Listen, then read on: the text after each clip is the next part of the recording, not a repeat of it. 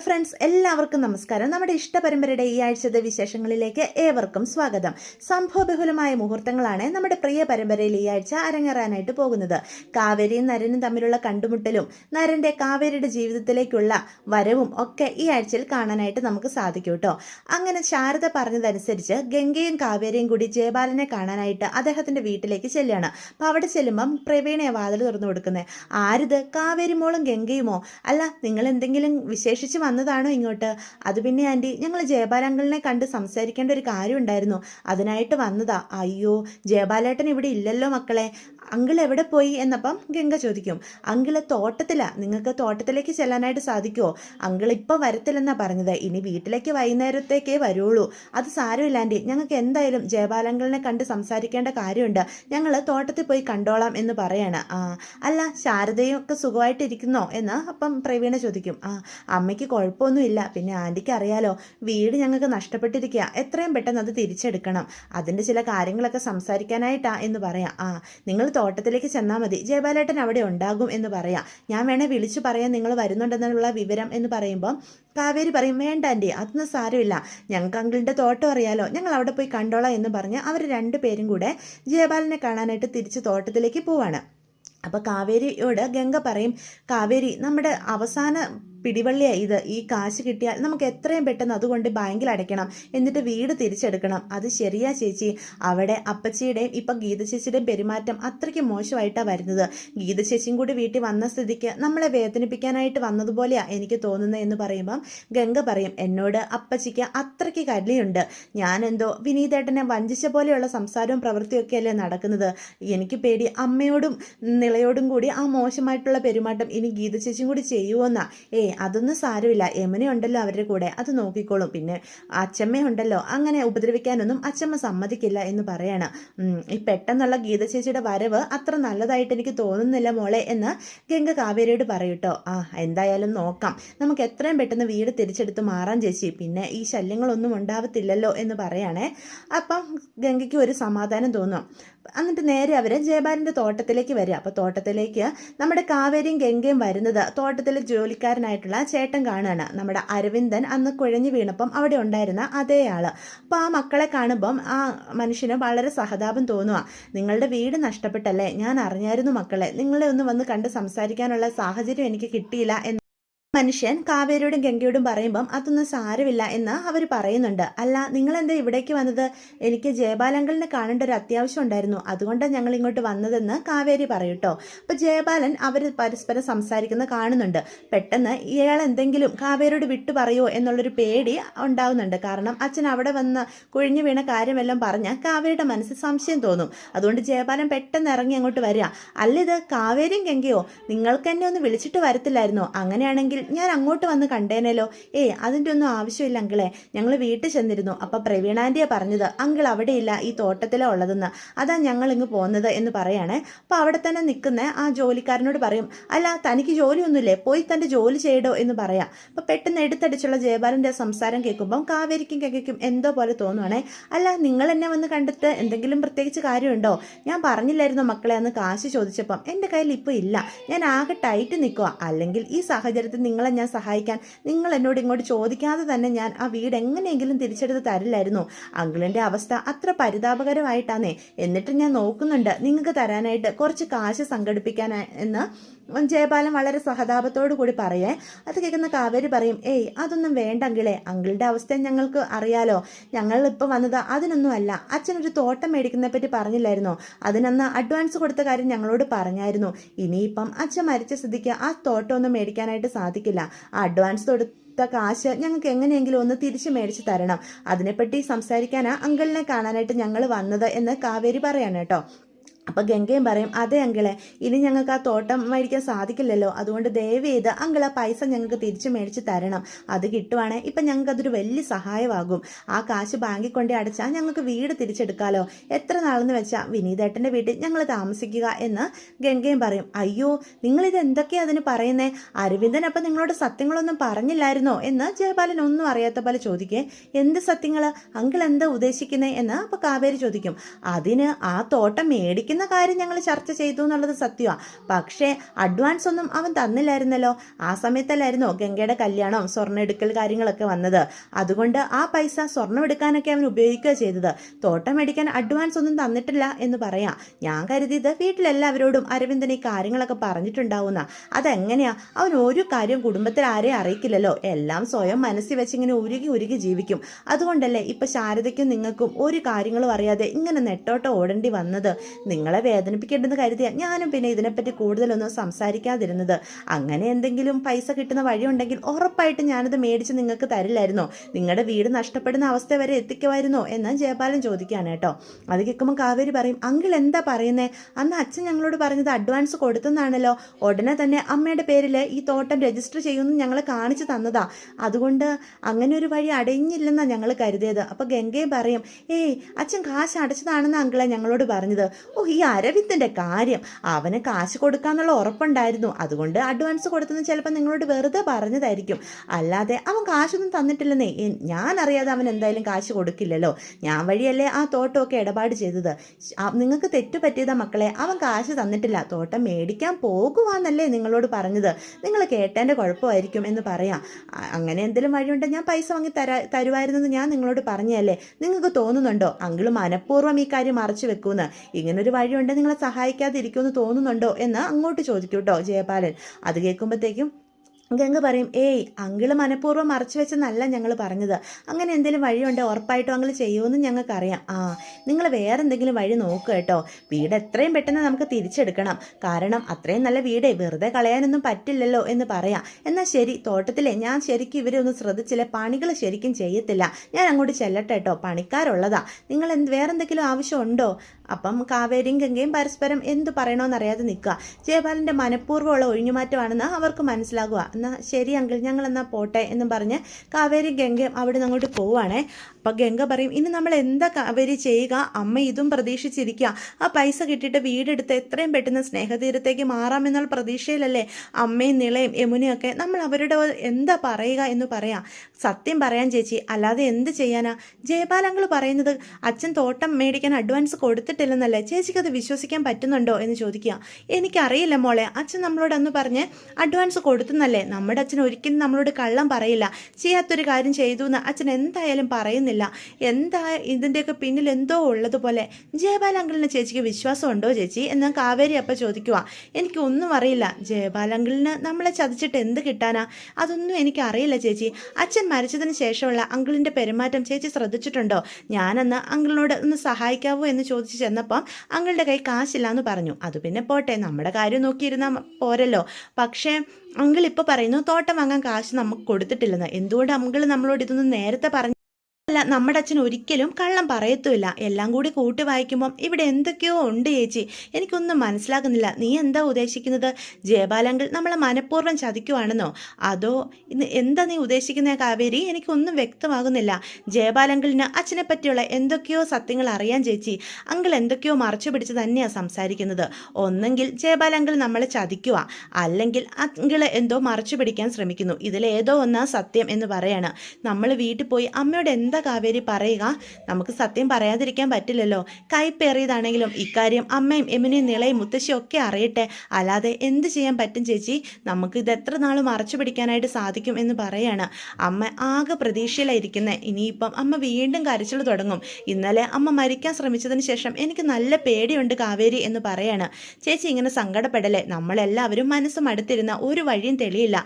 ഒരു വഴി അടയുമ്പം 100 വഴി നമുക്ക് മുന്നിൽ തെളിയും ചേച്ചി. നമുക്ക് നോക്കാന്നേ. ചേച്ചി സങ്കടപ്പെടാതെ വാ, എന്തെങ്കിലും ഒരു വഴി കാണാം എന്ന് പറയാണ് കേട്ടോ. ഇതേ സമയം നമ്മുടെ കാവേരിയും ഗംഗയും കൂടി തിരിച്ചു മടങ്ങി വരുന്നത് വിനീത് കാണുക. അപ്പോൾ വിനീത് കാവേരിനെ കടയിൽ നിന്ന് വിളിക്കും കേട്ടോ. അപ്പം വിനീതിനടുത്തേക്ക് ചെല്ലും. അല്ല, നിങ്ങളിത് എവിടെ പോയതാ? ഞങ്ങൾ ജയപാൽ അങ്കിളിനെ കാണാനായിട്ട് പോയതാ വിനീതേട്ടാ. അച്ഛൻ ഒരു തോട്ടം മേടിക്കുന്ന കാര്യം പറഞ്ഞില്ലായിരുന്നോ? അതിൻ്റെ അഡ്വാൻസ് കൊടുത്തിട്ടില്ലെന്നാണ് പറയുന്നത്. അത് കൊടുത്തെങ്കിൽ അത് മേടിക്കാമെന്ന് കരുതി പോയതാ. അത് കൊടുത്തിട്ടില്ലെന്നാണോ പറയുന്നത്? അതെ, അച്ഛൻ അങ്ങനെ ഒരു തോട്ടം മേടിക്കുന്നതിനെ പറ്റി സംസാരിച്ചതല്ലാതെ അഡ്വാൻസ് ഒന്നും കൊടുത്തിട്ടില്ല എന്നാൽ ജയപാൽ അങ്കിൾ തീർത്തു പറയാം. ഇനി എന്താ ചെയ്യേണ്ടത്? ഞങ്ങൾക്ക് ഒരു എത്തും പിടിയും കിട്ടുന്നില്ല. വീട്ടിൽ അമ്മയാണെ അതും പ്രതീക്ഷിച്ചായിരിക്കുന്നത് എന്ന് പറയാണ്. എനിക്ക് മനസ്സിലാകുന്നുണ്ട്, എൻ്റെ വീട് നിങ്ങൾക്കൊരു നരകമാണല്ലേ. ഇപ്പം അമ്മയുടെ ഉപദ്രവം കൂടാതെ ചേച്ചിയും കൂടി വന്നിട്ടുണ്ട്. എനിക്ക് മനസ്സിലാകും നിങ്ങൾക്ക് അവിടെ ഒരു നിമിഷം പോലും നിൽക്കാൻ പറ്റുന്നുണ്ടാവുന്നില്ലല്ലേ എന്ന് ചോദിക്കുക. ഏയ് അതുകൊണ്ടൊന്നും അല്ല. എന്നായാലും ഞങ്ങൾ മാറേണ്ടതല്ലേ വിനീതേട്ടാ. എത്ര ദിവസം നിങ്ങളുടെ വീട്ടിൽ ഞങ്ങൾക്ക് താമസിക്കാനായിട്ട് പറ്റും. പക്ഷേ ഇതിപ്പം കുരുക്കുകൾ ഓരോന്നായിട്ട് മുറുകുവാണല്ലോ എന്ന് പറയാണ്. ഞങ്ങൾ എന്തായാലും ചെല്ലട്ടെ എന്നും പറഞ്ഞ് അവർ നേരെ സുജാതയുടെ വീട്ടിലേക്ക് ചെല്ലുകയാണ് കേട്ടോ. അവിടെ ചെല്ലുമ്പം ശാരദയുടെ അവസ്ഥയൊക്കെ വളരെ പരിതാപകരമാണ്. ഗീതയാണെങ്കിൽ കറണ്ടില്ല, മിക്സി വർക്ക് ചെയ്യുന്നില്ല, അമ്മയ്ക്ക് തീരെ കാലുവേദന, അങ്ങനെയൊക്കെ പറഞ്ഞ് ശാരദയെ കൊണ്ട് ഓരോരോ ജോലി ചെയ്യിപ്പിക്കുക. യമുനയും അമ്മയുടെ കൂടെ നിന്ന് ഓരോന്നും ചെയ്യുന്നുണ്ട് കേട്ടോ. അപ്പം കുറേ തുണികളൊക്കെ അലക്കാനായിട്ട് കിടക്കുക. അപ്പം നിള പറയും, അമ്മ ഇത് തുണിയൊക്കെ അലക്കാൻ കിടക്കുമല്ലേ, ഇത് അലക്കണ്ടേ എന്ന് ചോദിക്കുമ്പം പെട്ടെന്ന് ഗീത വന്ന് പറയും, അതിന് കറണ്ടില്ലല്ലോ, കറണ്ടില്ലാതെ ഇവിടെ വാഷിംഗ് മെഷീൻ ഓണാക്കാനായിട്ട് പറ്റുമോ? അപ്പറേ ഒരു പുഴ ഒഴുകുന്നുണ്ട്, നിങ്ങളെല്ലാവരും അവിടെ പോയി തുണിയൊക്കെ അലക്കിയിട്ടോ. എന്തായാലും ഇവിടെ നിൽക്കുകയല്ലേ, ഞങ്ങളുടെ കുറച്ച് തുണികളുണ്ട്. ഇനിയിപ്പം ഈ മുട്ടുവേദന പിടിച്ചിരിക്കുന്ന അമ്മ അതിനായിട്ട് ബുദ്ധിമുട്ടാനൊന്നും പറ്റില്ലല്ലോ. എനിക്കാണെങ്കിൽ കുഞ്ഞിനെ നോക്കണം, നിങ്ങളെല്ലാവരും പോയി അതുകൊണ്ട് അലക്കിയിട് എന്നൊക്കെ പറയാണ് കേട്ടോ. അപ്പം അവരോട് തിരിച്ചൊന്നും പറയാൻ കഴിയാതെ ശാരദയും മക്കളും ആകെ സങ്കടപ്പെട്ട് നിൽക്കുകയാണ്. അപ്പം ഈ ഗീതയാണെങ്കിൽ മെയിൻ സ്വിച്ച് ഓഫാക്കി വെക്കുന്നതാണ്, ഇവരെ ആരും ശ്രദ്ധിക്കാതെ. എന്നിട്ട് മനഃപൂർവ്വം അവരെ കൊണ്ടിങ്ങനെ ഓരോരോ പണികളൊക്കെ ചെയ്യിപ്പിക്കുന്നതാണ്. എന്നിട്ട് കാവേരിയും നമ്മുടെ ഗംഗയും വന്നു കഴിയുമ്പം അവരും പോവുകയാണ് അമ്മയുടെ കൂടെ തുണികളൊക്കെ അലക്കാനായിട്ട് പുഴയിലോട്ട്. അപ്പോൾ അവരെ കാണുമ്പോൾ നമ്മുടെ ശാരദ ചോദിക്കും, എന്തായി മക്കളെ, ജയബാലനോട് നിങ്ങൾ സംസാരിച്ചോ എന്ന് ചോദിക്കുക. അത് പിന്നെ അമ്മേ, ജയബാലങ്കിളിനോട് സംസാരിച്ചു, പക്ഷേ എന്താ മോളെ ഗംഗയെ കാര്യം പറ, നീ എന്നോടൊന്നും മറച്ചു വെക്കാതെ സത്യം പറ എന്ന് പറയണം. അമ്മേ, ജയബാലങ്കിൾ പറയുന്നത് അങ്ങനെ ഒരു തോട്ടം വാങ്ങുന്നതിനെ പറ്റി അച്ഛൻ സംസാരം നടന്നു എന്നല്ലാതെ അഡ്വാൻസ് ഒന്നും കൊടുത്തിട്ടില്ലെന്നാണ് പറയുന്നതെന്ന് പറയാം.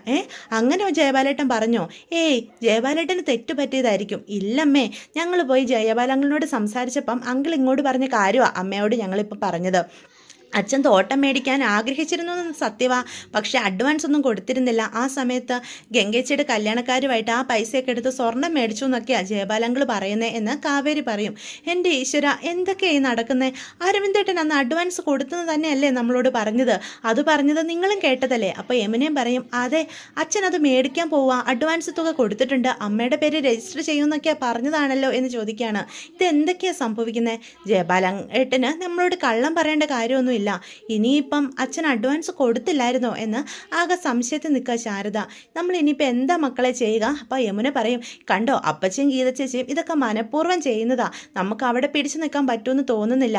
എനിക്ക് തോന്നുന്നത് അവർ മെയിൻ സ്വിച്ച് ഓഫാക്കി കറണ്ട് ഇല്ലാന്ന് കള്ളം പറഞ്ഞ് നമ്മളെ കൊണ്ട് ഓരോ പണികൾ ചെയ്യിപ്പിക്കുന്നതാണ്. അവരുടെ വീട്ടിൽ നിൽക്കുമ്പോൾ നമുക്ക് പിന്നെ പണി ചെയ്യാതിരിക്കാൻ പറ്റുമോ എന്നപ്പോൾ ശാരദ യമുനയോട് പറയേ, നമ്മൾ അവരുടെ ദയയിലല്ലേ ഇപ്പം ജീവിക്കുന്നത്, അപ്പം വെറുതെ ഇരിക്കാൻ പറ്റുമോ? നമുക്കും എന്തെങ്കിലും ജോലിയൊക്കെ ചെയ്യുന്നതിൽ ഒരു തെറ്റുമില്ല. അപ്പം ഗംഗയും കാവേരിയും പറയും, എത്ര ദിവസം നമ്മളിങ്ങനെ നിൽക്കുമേ, എന്തെങ്കിലും ഒരു വഴി കണ്ടെത്തിയാലല്ലേ പറ്റുള്ളൂ. നല്ല വെയിലുണ്ട് കേട്ടോ അവിടെ. അപ്പം നിള പറയും, ഭയങ്കര വെയിലാണല്ലോ അമ്മേ, വേഗം അലക്കുക, നമുക്ക് പെട്ടെന്ന് കയറി പോകാം എന്ന് പറഞ്ഞ് ശാരദ മക്കളും തുണിയൊക്കെ അലക്കിക്കൊണ്ട് അകത്തേക്ക് കയറി പോവാണ് കേട്ടോ.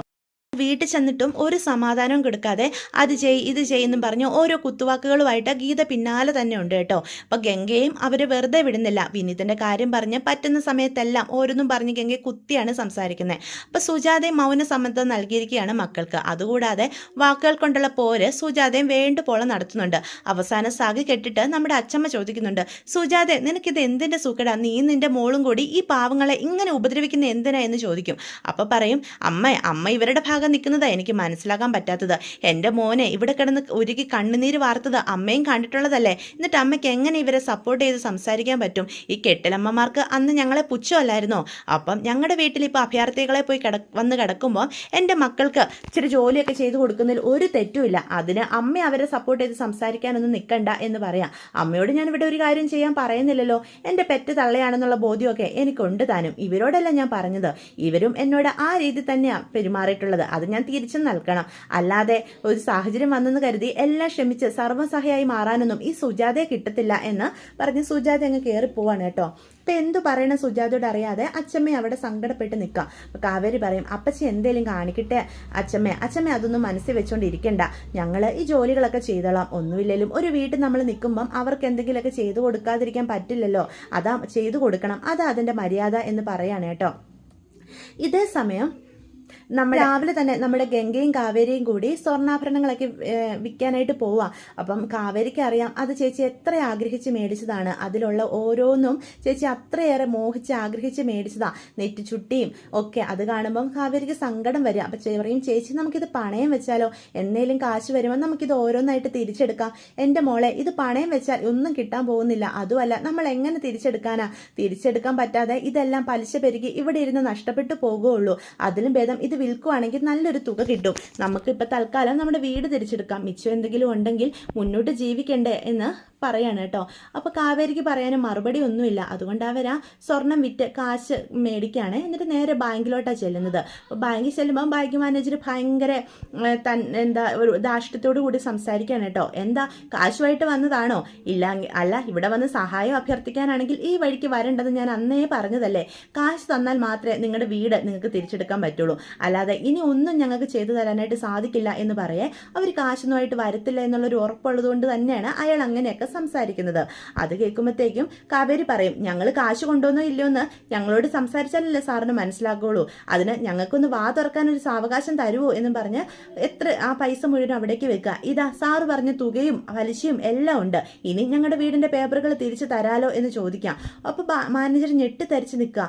അല്ല, എന്താ സാർ ഇങ്ങനെ മിണ്ടാതെ നിൽക്കുന്നേ, നിങ്ങൾക്കിനി സംശയം ഉണ്ടെങ്കിൽ നിങ്ങൾക്ക് അടയ്ക്കാനുള്ള തുകയും അതിന്റെ പലിശയും ഇല്ലെന്ന് എണ്ണി തിട്ടിപ്പെടുത്ത്, അതിനുശേഷം മാത്രം വിശ്വസിച്ചാൽ മതി എന്ന് പറയാം. അല്ലെങ്കിൽ ഞങ്ങളിത് ചെക്ക് ചെയ്യാതൊന്നും എടുക്കുകയല്ലോ എന്ന് ബാങ്ക് മാനേജർ പറയാം. ചെക്ക് ചെയ്യാം.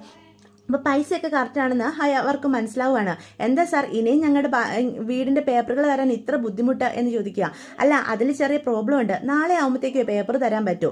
അത് എവിടുത്തെ ന്യായമാ, ഞങ്ങൾക്ക് തരാനുള്ള കാശ് അടച്ചു, ആ നിമിഷം തന്നെ ഞങ്ങളുടെ വീടിൻ്റെ പേപ്പറുകൾ തിരിച്ചു തരേണ്ട ഉത്തരവാദിത്വം എന്താ നിങ്ങൾക്കില്ലേ? എത്രയും പെട്ടെന്ന് ഞങ്ങൾക്ക് വീട് കിട്ടാനുള്ള പേപ്പേഴ്സ് തന്നിരിക്കണം. അപ്പോൾ ഈ പ്രശ്നങ്ങളൊക്കെ കേട്ട് എല്ലാവരും ശ്രദ്ധിക്കുവാണേ. അപ്പോഴാണ് അവിടേക്ക് നമ്മുടെ നരൻ കയറി വരുന്നത്. ആ ബാങ്ക് നരൻ്റെ ഉടമസ്ഥതയിലുള്ളതാണ്, അവരൊരു പ്രൈവറ്റ് ബാങ്കിൽ നിന്നാണ് ലോൺ എടുത്തിരിക്കുന്നത്. അപ്പം നരൻ ഇതൊക്കെ ശ്രദ്ധിക്കുക. അപ്പം എന്താ അവിടെ കാര്യം എന്ന് അവിടെ നിന്നൊരു സ്റ്റാഫിനോട് ചോദിക്കുകയാണ്. അപ്പം നരനെ കാണുന്ന എല്ലാവരും പേടിച്ച് നിൽക്കുക. അപ്പം സ്റ്റാഫ് ഒന്ന് പറയും, അത് സാർ അവരുടെ വീട് പണയം വെച്ച് ഇവിടുന്ന് കാശ് എടുത്തിട്ടുണ്ട്, അവരിന്ന് ആ കാശ് സെറ്റിൽ ചെയ്തു, അപ്പം പേപ്പറുകൾ തിരിച്ചു കൊടുക്കുക. എന്താ പേപ്പറുകൾ തിരിച്ചു കൊടുക്കുന്നതിൽ ഒരു വിമുഖത, എത്രയും പെട്ടെന്ന് തിരിച്ചു കൊടുക്കണം എന്ന് പറയാം. ആ കുട്ടികളെ ഇനി വീട്ടിൽ നിന്ന് ഇറക്കി വിടാനും പാടില്ല, അവർ കാശ് അടച്ച് ഫുൾ സെറ്റിൽ ചെയ്ത സ്ഥിതിക്ക് എത്രയും പെട്ടെന്ന് പേപ്പറുകൾ തിരിച്ചു കൊടുക്കാൻ വേണം, ഇനി ഒരു നിയമ നടപടികൾക്കും അവരുടെ പിന്നാലെ പോകാനും പാടില്ല എന്ന് തറപ്പിച്ച് പറയാണ് കേട്ടോ. അത് കേൾക്കുമ്പോഴത്തേക്കും എന്ത് ചെയ്യണമെന്നറിയാതെ ബാങ്ക് മാനേജർ ഇങ്ങനെ നിൽക്കുകയാണ്. അല്ല സാർ, സാറിന് അവരെ എങ്ങനെയാ പരിചയം? എനിക്ക് അവരെ പരിചയമുണ്ടോ ഇല്ലയോ എന്നൊന്നും നോക്കേണ്ട കാര്യമില്ല, അവരവരുടെ അവകാശപ്പെട്ട വീടാണ് ആവശ്യപ്പെടുന്നത്, അവരുടെ അച്ഛൻ പണിത വീട്. അപ്പം കാവേരി അവിടെ നിന്ന് പറയുന്നുണ്ട്, അച്ഛൻ പണിത വീടാ, എൻ്റെ അച്ഛൻ്റെ സ്വർഗ്ഗമാ എന്നൊക്കെ പറഞ്ഞാണ് ബാങ്കിൽ കിടന്ന് ബഹളം വെക്കുന്നത്. അത്രയും നേരം പേപ്പറുകൾ കൊടുക്കാൻ മടി കാണിച്ച ബാങ്കുകാര് പെട്ടെന്ന് തന്നെ പേപ്പറുകളെല്ലാം എടുത്ത് ക്ലിയർ ചെയ്ത് കൊടുക്കുന്ന കാണുമ്പോൾ കാവേരിക്ക് സംശയം തോന്നുക. അപ്പോൾ കാവേരി അവിടെ മര്യാദയോടെ പെരുമാറിയ ഒരു സ്റ്റാഫിനോട് പോയി ചോദിക്കും, ഇല്ല ഇപ്പം എന്താ സംഭവിച്ചതാ, ഇത്രയും നേരം ഞങ്ങൾക്ക് തരില്ല എന്ന് പറഞ്ഞ കാര്യം ഇത്ര പെട്ടെന്ന് എങ്ങനെ എടുത്ത് തന്നെ? അത് പിന്നെ നരൻ സാർ ഇടപെട്ടതാ. നരൻ സാറോ? ഈ ബാങ്ക് അദ്ദേഹത്തിൻ്റെയാ, അദ്ദേഹം പറഞ്ഞു കഴിഞ്ഞാൽ ഇവർക്കൊന്നും ചെയ്യാനായിട്ട് സാധിക്കില്ല, അതുകൊണ്ടാ ഇപ്പോൾ എല്ലാം ശരിയായത് എന്ന് പറയാണേ. ആ പോകുന്നതാ നരൻ സാർ എന്നും പറഞ്ഞ് നരനെ കാണിച്ചു കൊടുക്കുക. അപ്പോൾ കാവേരി ഒരു നന്ദി പറയാനായിട്ട് ഓടി ചെല്ലുകയാണ് നരൻ്റെ അടുത്തേക്ക്. എന്നിട്ട് നരനെ ചെന്ന് വിളിക്കും, സാർ എന്താ എന്നപ്പം നരൻ ചോദിക്കും, ഒരുപാട് നന്ദിയുണ്ട് സാർ, ഞങ്ങളെ ഒത്തിരിയേറെ ഇവർ ബുദ്ധിമുട്ടിച്ചു, എൻ്റെ അച്ഛൻ പണിത വീടാ, അത് ഞങ്ങൾക്ക് നഷ്ടപ്പെടുമെന്ന് കരുതെടുത്തുന്ന ഞങ്ങളിത് വീണ്ടെടുക്കുന്നത്, സാറ് പറഞ്ഞതുകൊണ്ടാണ് അവർ ഇത്ര പെട്ടെന്ന് ഇതെല്ലാം ശരിയാക്കി തന്നത് എന്ന് പറയാം. ഒരു നന്ദിയുടെ ആവശ്യമൊന്നും ഇല്ല കുട്ടി എന്നും പറഞ്ഞ് കൂടുതൽ സംസാരിക്കാൻ നിൽക്കാതെ നരൻ അവിടെ നിന്ന് പോവുക. അപ്പോൾ വളരെ ആരാധനയോടുകൂടി കാവേരി നരനെ ഇങ്ങനെ നോക്കി നിൽക്കുകയാണ്. ഇതേ സമയം നമ്മുടെ വീട്ടിലാണെങ്കിൽ നിളക്കുട്ടി പെട്ടെന്ന് തല കറങ്ങി വീഴാണ്. അപ്പോൾ അവിടെ മറ്റാരും ഉണ്ടായിരുന്നില്ല. അപ്പം യമുന മാത്രമേ ഉള്ളൂ. യമുനയാണെങ്കിൽ നിളേനെ എടുത്തുകൊണ്ട് ഓടുക. അപ്പോൾ ഒരു വണ്ടികളും കൈ കാണിച്ചിട്ട് നിർത്തുന്നു പോലും ഇല്ല. അപ്പം ആകെ സങ്കടപ്പെട്ട് യമുന നിൽക്കുക. എന്താ ചെയ്യുക, മോളെ നിളേ എന്നും പറഞ്ഞ് വിളിക്കും, പക്ഷെ നിള കണ്ണു തുറക്കുന്നില്ല കേട്ടോ. അപ്പോഴാണ് ആ വഴി നമ്മുടെ നരൻ വരുന്നത്. അപ്പം നരൻ വരുമ്പം പെട്ടെന്ന് ഒരു പെൺകുട്ടിയെ മറ്റൊരു പെൺകുട്ടിയെ എടുത്ത് നിസ്സഹായരോടെ നിൽക്കുന്ന കാണുമ്പം വണ്ടി നിർത്തും. എന്നിട്ട് ചോദിക്കും, എന്താ ഇവിടെ ഇരിക്കുന്നേ സാർ, എങ്ങനെയെങ്കിലും ഞങ്ങളെ ഒന്ന് സഹായിക്കണം, എൻ്റെ അനിയത്തിയ, അവൾ പെട്ടെന്ന് തല കറങ്ങി വീണ് സാർ, വീട്ടിൽ ആരും ഉണ്ടായിരുന്നില്ല, ഇവക്ക് തീരെ വയ്യ, ഹോസ്പിറ്റലിൽ എത്തിക്കണം, ഞങ്ങളെ കൈവിടരുത് എന്നും പറഞ്ഞ് കൈ കൂപ്പുവാണ് കേട്ടോ. അത് കേൾക്കുമ്പോൾ നരൻ പറയും, കയറിക്കോ, ഞാൻ നിങ്ങളെ ഹോസ്പിറ്റലിൽ എത്തിക്കാം എന്ന് പറയാണേ. അങ്ങനെ നിളയും വഹിച്ചുകൊണ്ട് ആ വാഹനം പോവാണ്. എന്നിട്ട് നമ്മുടെ യമുനയെ കൊണ്ട് തന്നെ എടുക്കാൻ പറ്റില്ലാത്തത് കൊണ്ട് നിളയെ കൈ വാങ്ങി ആ ഹോസ്പിറ്റലിലേക്ക് എത്തിച്ച് വേണ്ട സഹായങ്ങളെല്ലാം നമ്മുടെ വീട്ടിൽ യമുനയ്ക്ക് വേണ്ട സഹായങ്ങളൊക്കെ ചെയ്തു കൊടുക്കുന്നത് നരനാണ് കേട്ടോ. അപ്പം യമുനെ നന്ദിയോടെ നരനെ നോക്കുവാണേ. ഇതേ സമയം ശാരദയും സ്നേഹതീരത്ത് വരെ പോയിരിക്കുവാണ് കേട്ടോ, വളരെ വിഷമത്തോടു കൂടി. അപ്പം ശാരദ അവിടെ കാണുമെന്ന് ഉറപ്പുള്ള ഗംഗയും കാവേരിയും കൂടി അവിടേക്കാണ് ചെല്ലുന്നത്. അമ്മ ഇനി ഇവിടെ ഇരിക്കേണ്ട കാര്യമില്ല, ഈ വീട് നമുക്ക് സ്വന്തമായിട്ട് കിട്ടിയ അമ്മേ എന്ന് പറയാം. സത്യമാണോ? കിട്ടിയോ? എല്ലാം ശരിയായോ മക്കളെ? അമ്മ എന്തിനാ ഇവിടേക്ക് വന്നത്? എനിക്കറിയായിരുന്നു അമ്മ ഇവിടെ കാണുന്ന, അതാ ഞാൻ ഗംഗേച്ചിയും കൂട്ടിക്കൊണ്ട് ഇങ്ങോട്ട് വന്നത്. അപ്പം നമുക്ക് യമുനയോടും നിളയോടൊക്കെ പോയി ഈ സന്തോഷ വാർത്ത പറയാം, അച്ചമ്മയ്ക്ക് സന്തോഷമാവും. എന്നിട്ട് അവരെല്ലാം കൂട്ടിക്കൊണ്ട് എത്രയും പെട്ടെന്ന് ഇങ്ങോട്ട് വരാം അമ്മ എന്ന് പറയാം. എങ്കിലും വീട് തിരിച്ചു കിട്ടിയപ്പോൾ നിന്റെ സ്വർണം മുഴുവൻ വിറ്റില്ലേ മോളെ എന്ന് ഗംഗയെ നോക്കി ചോദിക്കാം. അമ്മ അതും ആലോചിച്ചിരിക്കാതെ നമുക്ക് വീട് തിരിച്ചു കിട്ടിയല്ലോ, ഇപ്പൊ അതല്ലേ അമ്മേ പ്രധാനം. അമ്മ എന്ത് പണിയെ കാണിച്ചേ? യമുനയും നിളയും അവിടെ തനിച്ചാക്കി ഇവിടെ വന്നിരിക്കുന്ന എന്തിനാ അമ്മേ? എനിക്ക് ഇവിടെ വന്നൊന്ന് ഇരിക്കണമെന്ന് തോന്നി മോളെ, മനസ്സ് മുഴുവൻ വിങ്ങുമായിരുന്നു. എൻ്റെ അരവിന്ദേട്ടൻ ഈ കാറ്റിൽ പോലും ഉണ്ട്. ഇവിടെ ഇരിക്കുമ്പം അരവിന്ദേട്ടൻ എൻ്റെ കൂടെ ഉള്ളതുപോലെ തോന്നുവാ.